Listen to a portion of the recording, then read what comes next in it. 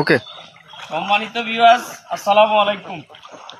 ৩ নং নোয়ান্নু ইউনিয়ন ৮ নম্বর ওয়ার্ডের রতনপুর গ্রামের বাসিন্দা আমরা বর্তমানে ভালো নেই।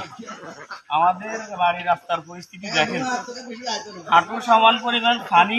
এই পানি গত ১ মাস যাবৎ কোনো পরিবর্তন নাই। এখন এটাকে আমরা কি বন্যা বলতে পারি নাকি জলাবদ্ধতা? আপনারা দেখেন, এটাকে অবশ্যই আমরা জলাবদ্ধতা বলতে হবে।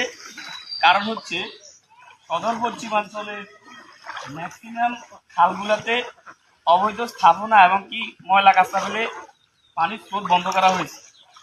এই কারণে আমাদের পানিগুলা বেশি জুম দিচ্ছে, জুম দিলে হারায়। এখন সংশ্লিষ্ট কর্তৃপক্ষ বর্তমানে দেখা গেছে জোরালোভাবে পদক্ষেপ নিচ্ছে, খাল সংস্কার এমনকি অবৈধ স্থাপনাগুলা পরিষ্কার করতেছে। যদি এভাবে পরিষ্কার করা হয়, ইনশাল্লাহ আগামীতে আমাদের এই জলাবদ্ধতা থাকবে না। আগামীতে ইনশাল্লাহ আমরা রাস্তাতে এরকম পানি দেখবো না। এখন দেখেন পানির পরিমাণ, আমাদের ফুল প্যান্ট পরে আমরা বাড়িতে যাতায়াত করতে পারি না। আমরা ফুল প্যান্ট পরে যাতায়াত করতে পারি না, হাফ প্যান্ট পরে বাড়ি থেকে তো বাজার থেকে বাড়ি, ফুল প্যান্ট অর্ধেক ভিজে যায়।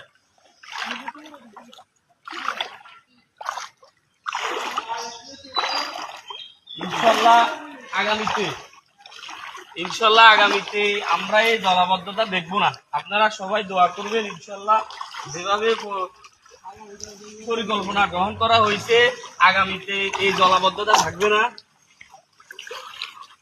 আমাদের রতনপুর গ্রামের ভিতরে সবচেয়ে অবহেলিত বাড়ি হচ্ছে আমরা। কারণ হচ্ছে আমাদের রাস্তায় পানি বা আমাদের বাড়ির চতুর্পাশে পানি টইটুম্বুর।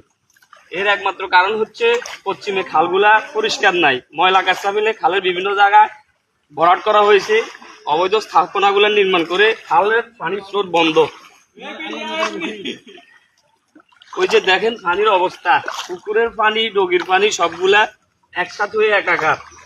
এখন আমরা বাড়িতে যাইতে হইলে ফুল প্যান্ট অর্ধেক ভিজিয়ে যেতে হয়।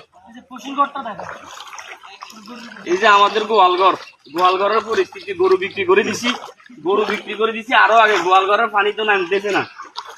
এখন রাস্তার পানি যেভাবে আছে, গত ১ মাস যাবৎ এভাবেই পানি আছে, এখনো পর্যন্ত এভাবেই পানির কোনো পরিবর্তন নাই।